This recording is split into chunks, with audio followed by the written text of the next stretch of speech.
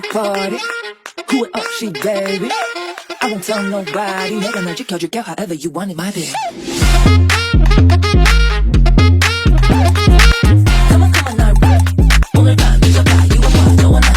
Hello and welcome to episode of Navigating Teens with Hazel. In this podcast, we're going to delve into a question that every teenager faces. What am I going to do with my life? However, don't worry, this is not going to stress you out. In fact, we're going to sort it out. Joining us today is Dr. Alok Shah. Dr. Shah is the founder of Alok Shah Associates, a company dedicated to helping young students figure out life, whether it is choosing the right stream in school, finding your passion, or even navigating complicated decisions like whether to study abroad or not. He has been guiding students for almost 2 decades in this capacity. Dr. Alok Shah, PhD, is a director and chief scientific officer in Generax Pharmacist Private Limited.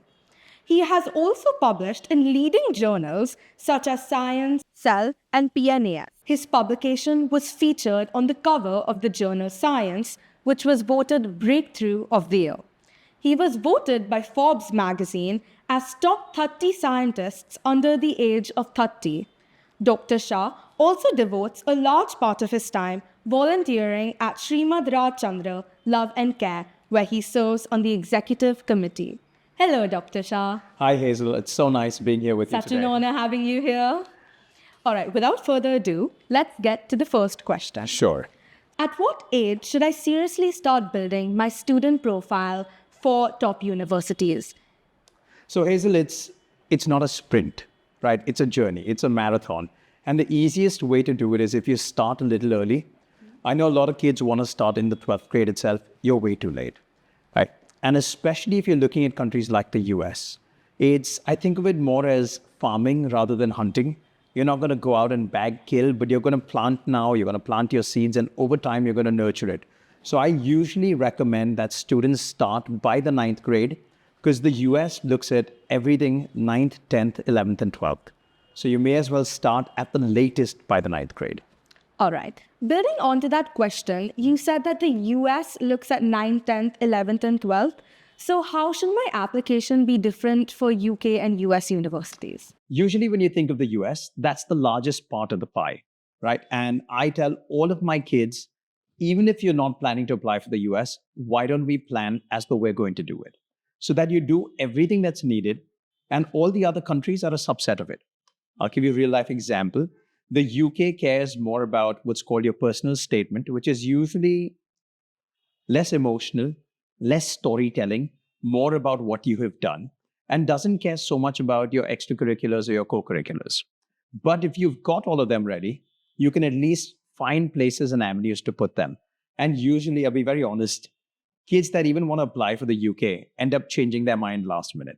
They get tempted, can we do a UC Berkeley? Can we do a UPenn? And if you've got that ready, it's always good.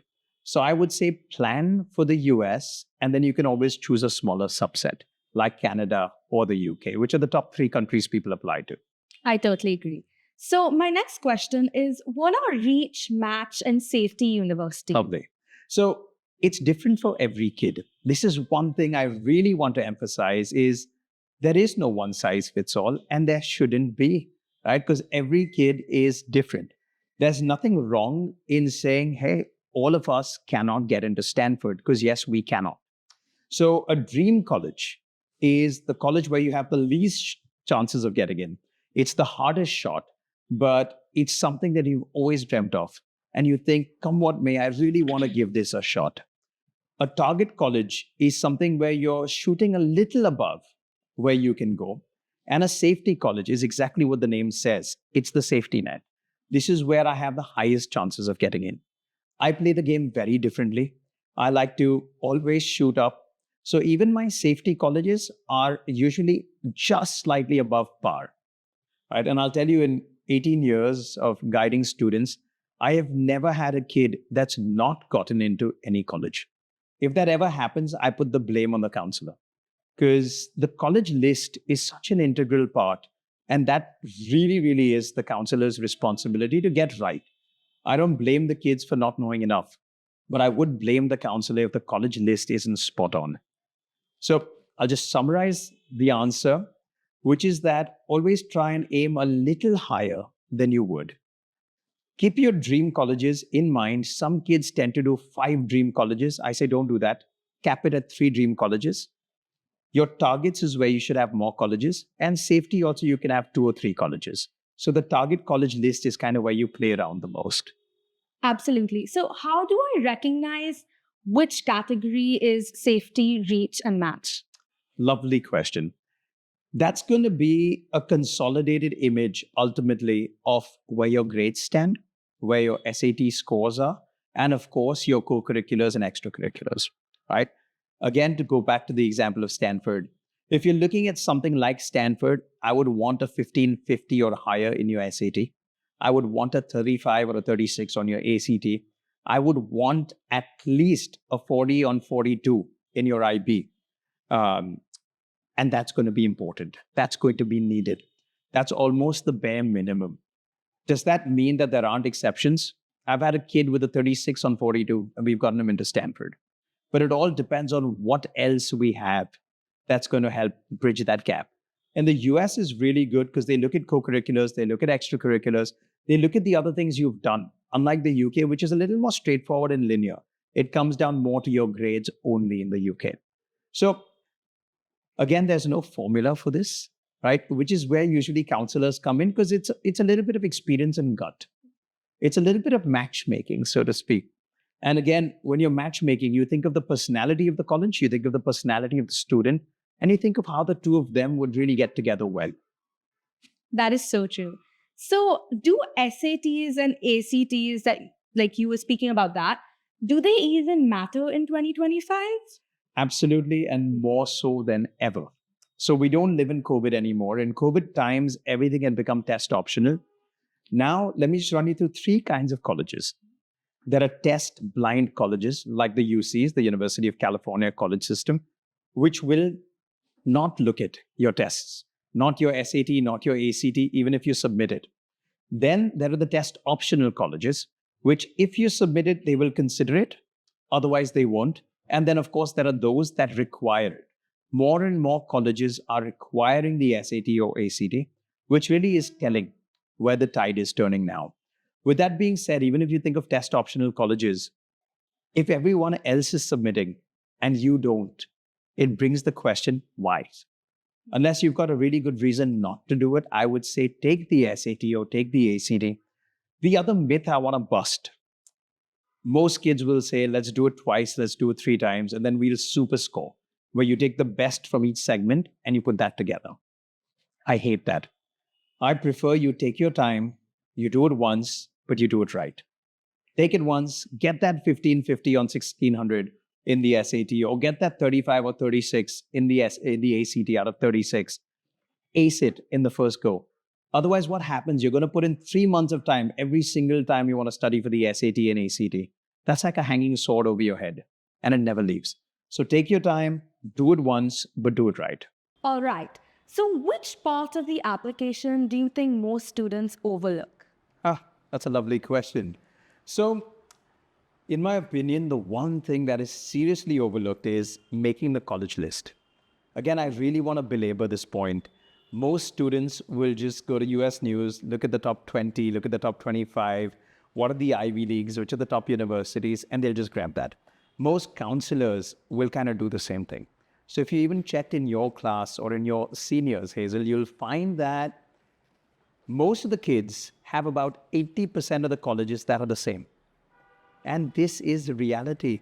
We're all applying to the same 30 colleges, and then we expect there to be different results. Yeah.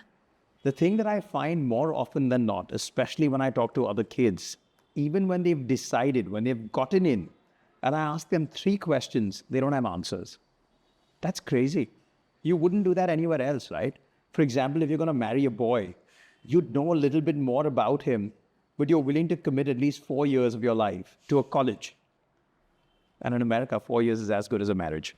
You're willing to commit 4 years of your life to a college without really knowing much about it. And that's crazy. So I always tell my kids, in fact, I have an entire template for them.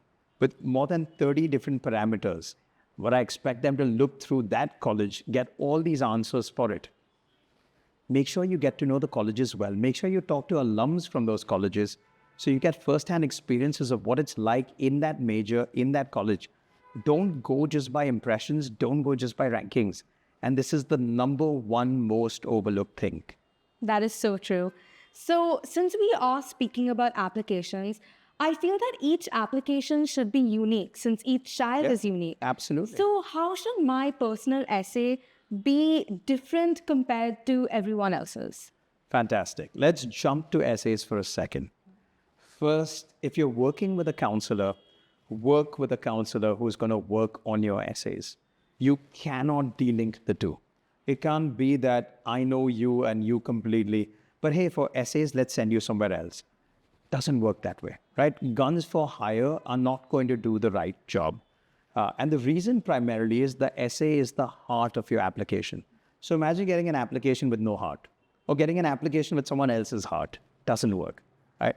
So for exactly that reason, now think of the question you asked me. You asked me that every student, every kid is different. And I would say play up the differences. That's very important. I had a kid who had an eating disorder to the point where he got suicidal. And we wrote an essay about that. I have had a kid who's been bullied. We've written an essay about that. I've had a kid who was featured in the New York Times. Obviously, we've written an essay about that. So not just this, it's got to be real. It's got to be raw. It's got to be something. I'll tell you another secret that no one's going to tell you. Admissions officers have about 35 seconds to glance through your application the first time around, right? Because they receive over 100,000 applications. So in those 35 seconds, they've got to decide, am I going to give this a second look or does this just go in the discard pile? Give them something that's going to grab their attention. So even when I work with my students on essays, the hook line, the first line, the ending, these things are very powerful and it's important. I want them to look at it again. I want them to put it in a pile that says, I'm going to take this home and look at it tonight at home, right? And that's the way to get into college. So I feel that in application, you should show your leadership skills. So Yes. how does one do that? Do they show it through by being the head of a club or through extracurriculars? Lovely. So the most straightforward way of doing this is, of course, being the head boy or head girl of your school. But now that's one person, right? So school positions are usually the most sought after, and quite rightly so, because it shows that your peers and or your teachers have faith in you. But leadership, what defines leadership? Is it just being a prefect, being a captain, or being the head boy or head girl? Not at all. So if you can talk about something that you have done, that you have driven, that has been a passion project of yours where you have led people, whether it's in a TEDx, a TEDx that you all have put together, whether it's leading the MUN, whether it's having a bunch of clubs and you being the head of that club, or whether it's starting an initiative and you just leading that. So it's all about how you write it. It's all about how you present it. Because everyone does this, but most people falter at presenting. So branding, the narrative, and marketing, so to speak. The narrative to me is central and very important. Every student I meet, I sit down with them and literally I form a narrative that this is the story. These are the points we're going to cover. This is who this person is. This is their brand identity, so to speak.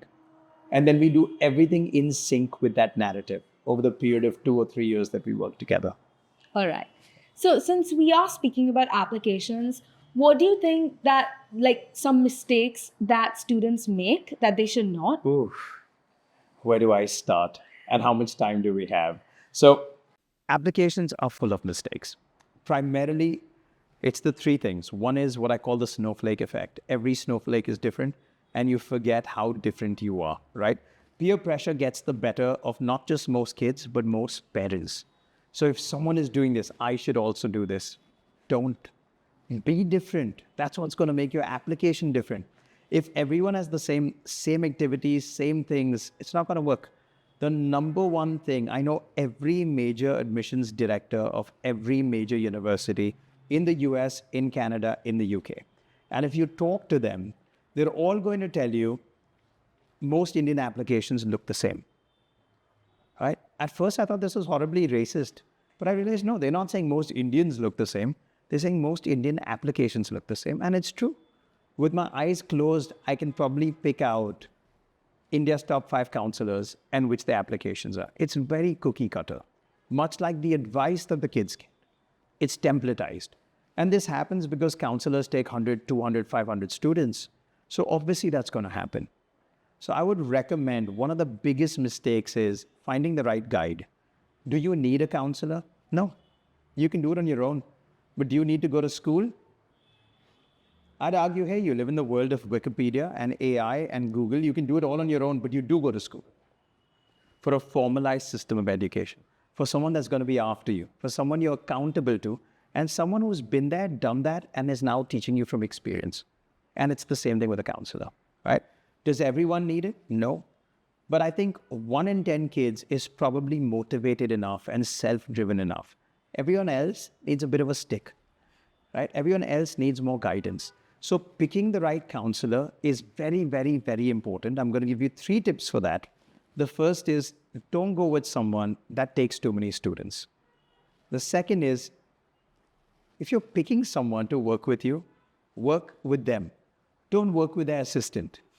That's the other thing. It's so easy to hire 20 people and say, oh, yeah, Alok Shah Associates, but you're going to work with my assistant. No, I want to work with you, right? That's what I want. So it's okay if you don't get them, but work only with that counselor. And the third, what are the credentials?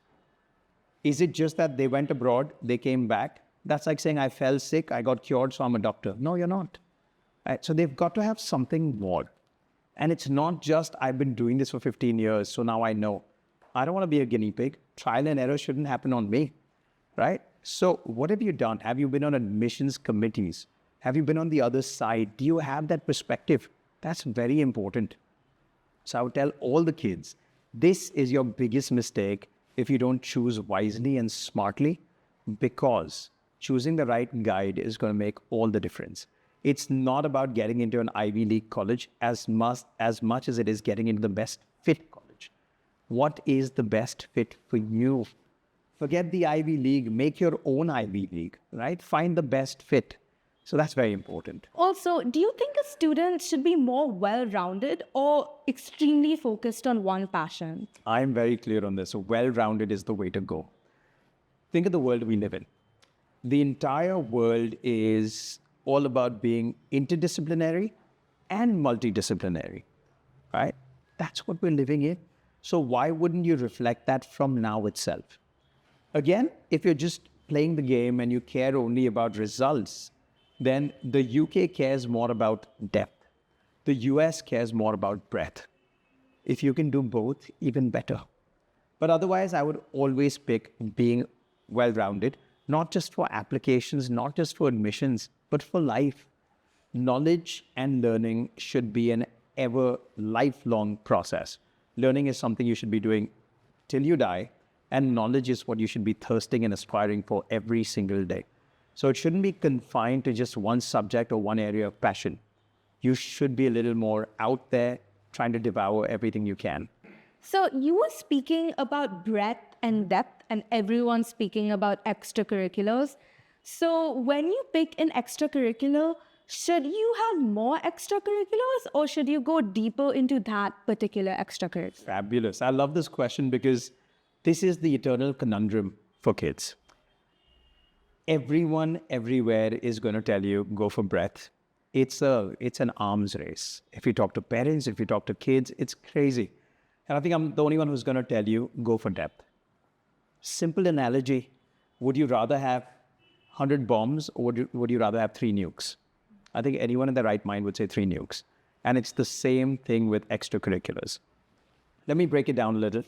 There's something called co-curriculars, which is basically in your academic area of interest outside of class, right? And then there's extracurriculars, which is outside your academic area of interest outside of class. So co-curricular, if you are a biologist, would be research, would be doing, writing a paper, and an extracurricular would be playing the guitar. very different. But both of these are important. Now, how would I position it? I would say your co-curriculars are more important and then your extracurriculars. And with every single activity you do, I like to give the example of 3 levels. So usually what I tell my kids, so many of them come and tell me, Hazel, they tell me, Dr. Alok, I play the guitar. And I'm like, yeah, you and everyone else. So? All right. So what I structure for them is, if you play the guitar, just playing the guitar is not enough. Have you formed a band? Right. So I convince them, let's get your friends together, start a band. All right, you guys started a band.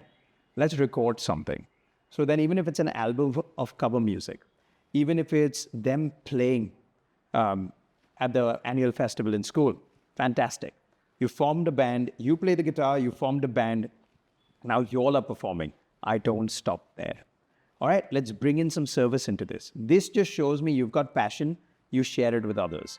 Then let's say you go to an underprivileged area, you teach those kids, right? You sponsor guitars for them, or you get a sponsor for it.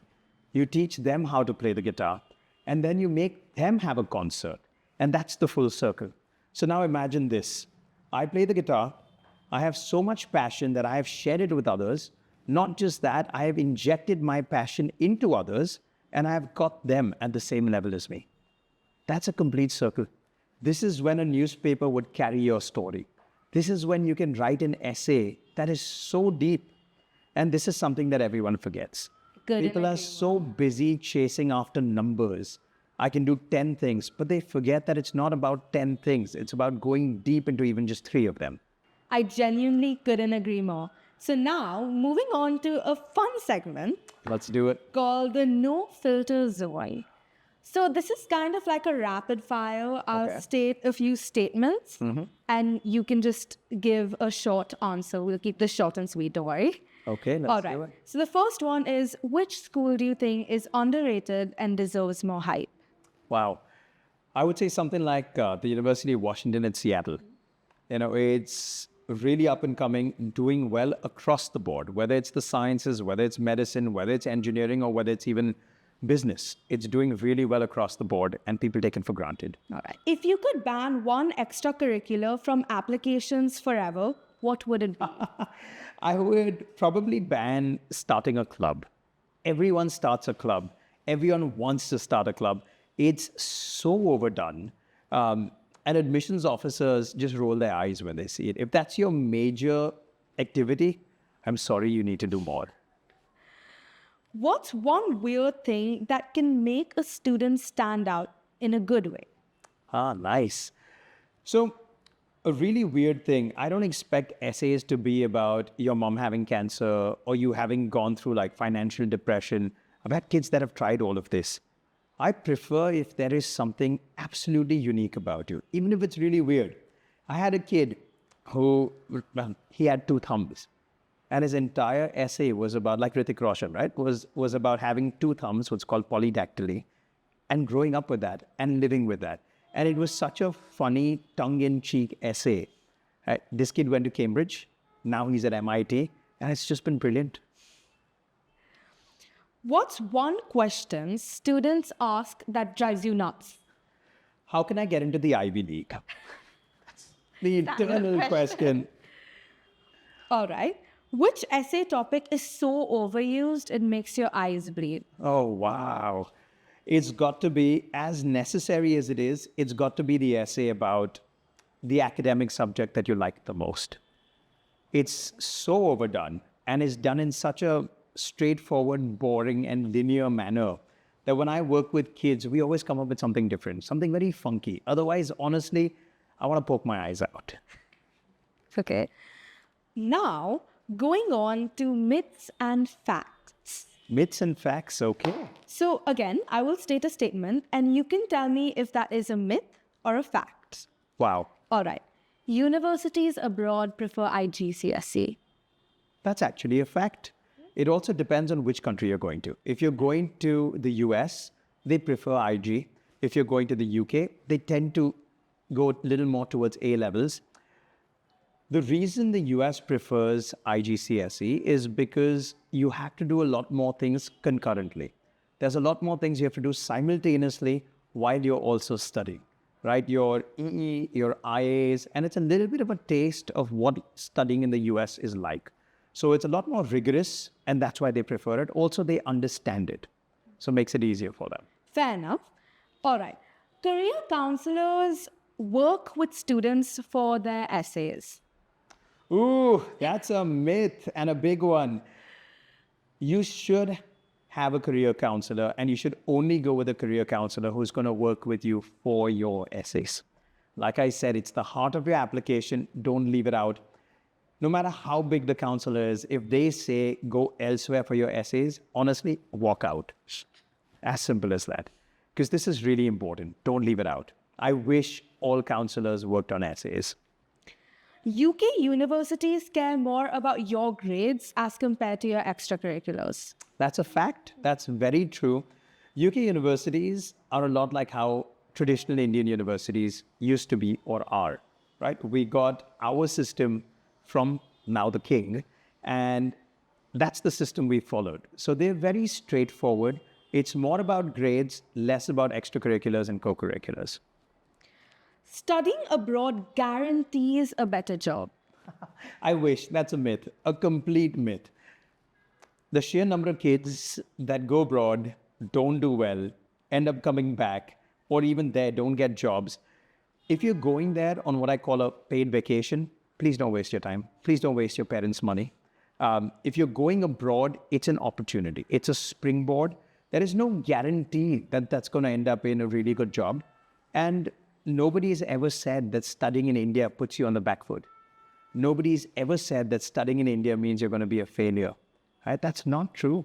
I think all of our parents' generation and beyond had all studied in India, and I think they've all done really well. So that's a complete myth. Career counselors just work with students who want to travel abroad. No, not at all. So an ideal counselor is someone that's, like the name suggests, right? They're not just admission experts or international experts. The way I do it, at least, and I won't speak for all, is I mentor the student. I think of myself, and I think most good counselors, we think of ourselves as mentors. So I work with students on everything from building their profile to figuring out what it is that they want to study, where they see themselves 10 years from now, charting out the entire roadmap, the entire trajectory, and then working with them to kind of get them towards it. And that's what a good and a real counselor should do. Now, I'm only speaking about the US. Okay. If I drop all three sciences, I will not get into a good university. That's not true. So it depends on a multiple range of factors. What is it that you want to study, firstly? Secondly, the best thing about the US is how flexible it is, how malleable it is. So it's not as rigid as the UK or the Indian system. With that being said, I would recommend you at least keep math or one of the sciences around. But no, it's not a prerequisite. All right. You can use the same essay for each college application. Ooh, it's hard to call. Well, I'm going to call that a myth because it depends on the prompt, right? Every college has got different essays, different requirements, and there's a prompt there, which is the topic, and depends on the topic. There is one central essay which goes through the common application called the Common App. That's your Common App essay. It's a 650-word essay. That's one that you can use across the board. But in addition, most colleges have supplemental essays. And these supplemental essays are very different. And in fact, they change sometimes from year to year. So no, you cannot. You can reuse some of your essays because universities don't talk to each other. But you can't take the same essay and put it in every application. Okay, the more letter of recommendations you have, the better. That's a myth as well. Most colleges allow you only 1 or 2 letters of recommendation. Everything else you have over and above that, there's no good way to put it or to send it to them. So what most students do is they'll put it on their website, they'll put it in a Google Drive link, and then they'll share that. But remember, universities prefer letters that are blinded, that you have not seen. Because if I'm writing you a letter and you've seen it, odds are it's all a little rigged. So they want it to be genuine and honest, right? So the way they will do it is the common application will send a link to me, the referee. I will write the letter and I will send it back to them. you're not involved in the process, other than the fact that you identify the referee, who would be me, or whoever's writing your letter. So yeah, it's not the more the merrier at all. And well, that brings us to the end of this episode. Would you like to share a piece of advice to all the teens watching the show? Absolutely. First of all, Hazel, thank you so much. It's been a pleasure. It's actually been a lot of fun. And busting myths is what I love doing. Telling people how it is what I love doing. I know this because I've been on 4 US admissions committees. I've been on the other side, probably the only person you'll ever meet that's been on the other side that knows what's coming in. Let me tell you, there's a lot of noise out there. There's a lot of chatter out there. There's a lot of peer pressure out there. There's a lot that you're going to hear that you have to do. And none of this is true. Get yourself a guide. Get yourself someone that knows, someone who's experienced, someone that's been on the other side. More importantly, wear your noise-canceling headphones when it comes to your applications, right? Don't listen to the noise. Don't listen to the chatter. Listen to your own self and listen to your counselor. Let them guide you. Importantly, don't fall for the rat race. If someone tells you that getting into an Ivy League college is the only way to make it, that's hogwash. The truth is, you can go to the University of Minnesota, you can go to the University of Iowa, and still get into Google, McKinsey, Deutsche Bank, Goldman Sachs, all of them. The difference is they'll probably take the top 5% at the University of Minnesota, and they'll probably take the top 25 or 30% at Stanford. That's the biggest difference.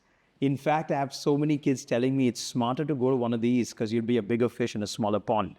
And that's entirely up to your level. Don't kill yourself trying to do this. There is life beyond where you go to study and beyond the brand name. You're not a luxury handbag. You don't need LV written all over yourself.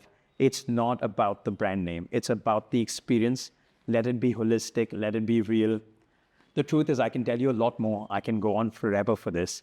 But these are some of the most important things that often get missed out in the desire to kind of hit a big brand name. So college is not just about a name. It's about an experience. It's 4 best years of your life. It's where you're going to learn, you're going to grow, and you're actually going to unveil the next step of your own evolution. So I wish everyone all the best. And I hope everyone gets into the colleges of their dreams. Thank you so much for being here. My It has pleasure. been such an honor. Thank you for taking the time and sharing all your expertise with us. It's been such an inspiring video. Anytime. I'm so glad you're doing this for the youth, for people that really don't know where to look for answers. And I'm sure this is going to help a lot of people. Before I drop the mic, here is an afterthought. It's okay to be ambitious, but still feel lost. It's okay to be confident, but still doubt yourself sometimes. It's okay to not be the next doctor, the next CEO. It's your story and you get to write it. So if you're sitting there wondering, what if I never figure it all out? It's okay, because the truth is, we are all in the same boat. We are all navigating life without a clear map. Being unsure doesn't mean you're failing. It means that you're exploring, that you are growing. Some flowers take longer to bloom. Some stories unfold slowly. But that does not make it less beautiful. It just makes it more human. Thank you. Also, remember that the primary rule is that we listen and we don't judge. Remember to like and subscribe.